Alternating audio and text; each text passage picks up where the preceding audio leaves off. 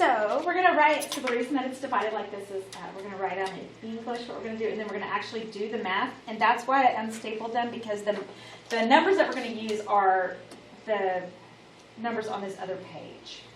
So we're going to create a frequency distribution, and while we're creating the frequency distribution, we'll talk about the vocabulary, and we'll go back and put in definitions kind of as we're doing it, because instead of just writing down a bunch of vocabulary.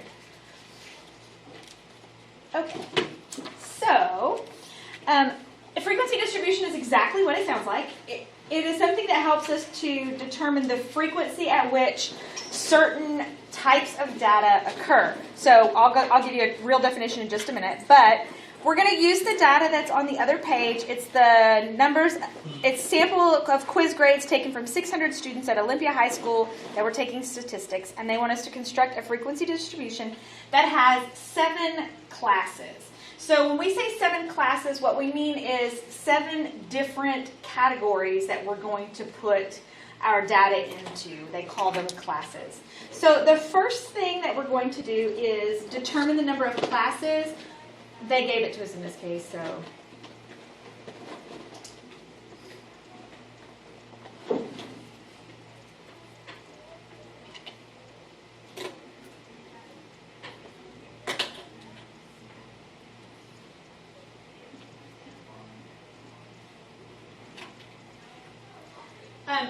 The only other thing you need to know about this, it was given in this particular problem, is you must have, if you're going to do a frequency distribution, it has to be greater than or equal to 5 classes. And a lot of times the problem, if you're doing a statistics problem, they'll tell you how many classes to use. If this is a research assignment that you've done, sometimes the classes you kind of figure out yourself. Like, for example, these are grades, and they specifically told us 7 classes, but it makes sense to actually use 5 classes because we give A's, B's, C's, D's, and F's. So to me, that makes sense to break it into 5 classes. They're choosing something a little different this time. That's okay too. But sometimes the data lends itself towards the number of classes. And we'll get to this in just a second, but the spread of the data also will help you determine if you need a lot more than 5 classes. That stuff, it starts to become kind of, whatever that's called, intuitive. You'll kind of figure out kind of how to do it. Okay, so next, the second step is to calculate the class width.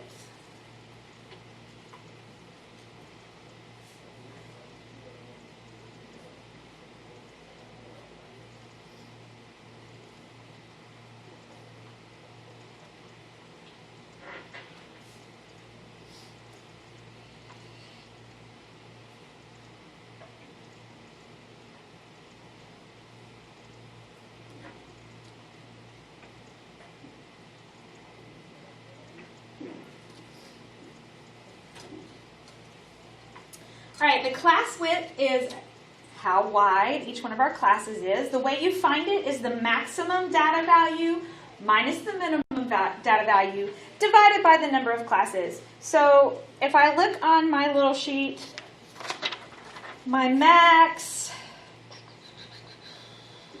I see 96. Anybody see anything higher than 96? Below 17? All right, so we're going to do 96 minus 17 divided by 7. Well, that's a yucky number. Hold on. I have a calculator. Well, I will check calculators out to you guys next week. You're the privileged few. So I get 11.2857, blah, blah, blah. So I'm going to write 11.288. But there's something very, very, very, very important.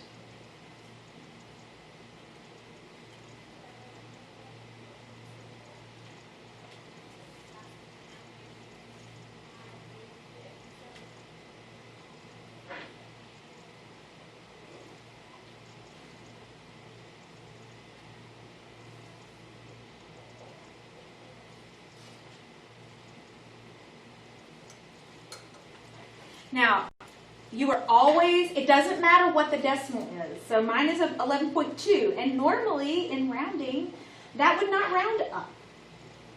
But for the purposes of frequency distributions, you always round up. Now, right now, this semester, we are only doing whole numbers.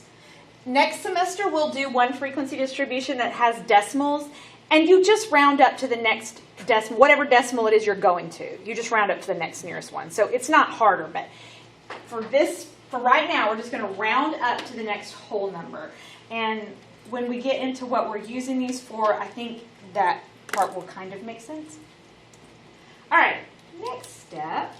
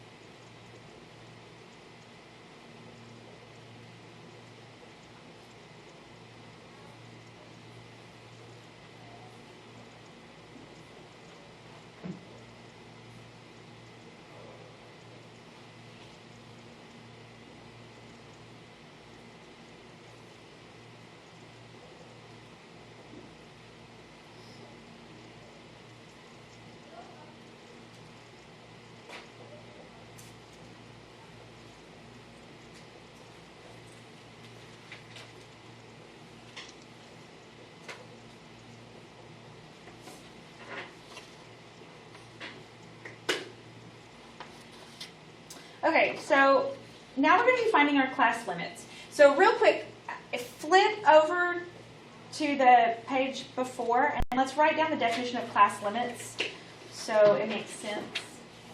I was like, this doesn't make any sense. I didn't know if I was having this world or not.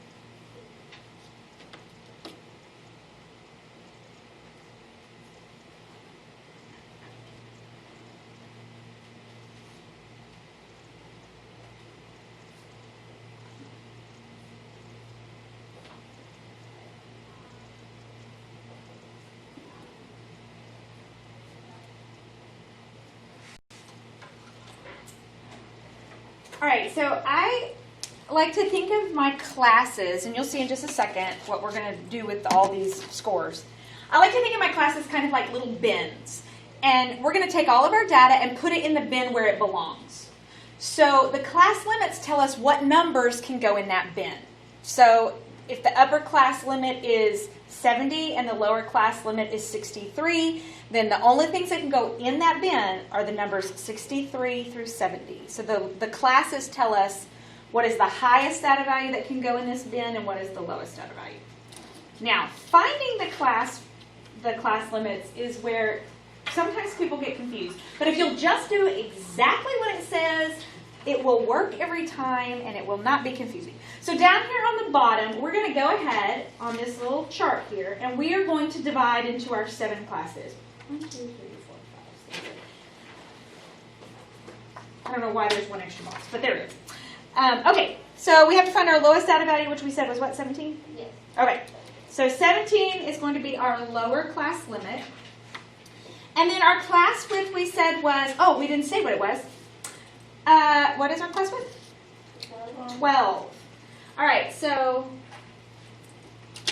in order to get your class, your upper and lower limits, you add your class width to your lowest limit, but that does not give you your upper limit. It gives you your next low limit. So that means this is going to be 29. And then you just keep adding 12. You do until you have 7. But now I can put my upper limit here, because if my next low limit is 29, what does my upper limit here have to be? 28. What? Oh. I was like, what the heck? How did you get there?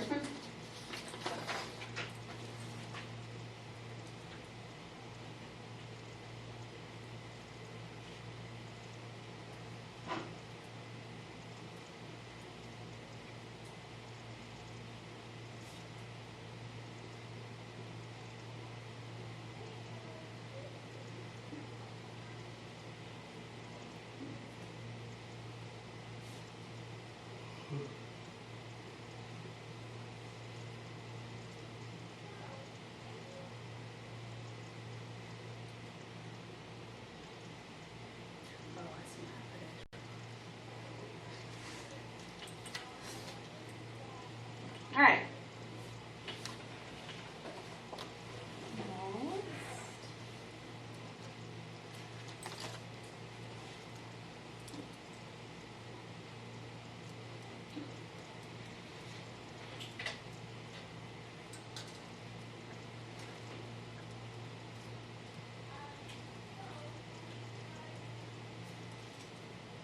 What was the upper limit for the last one?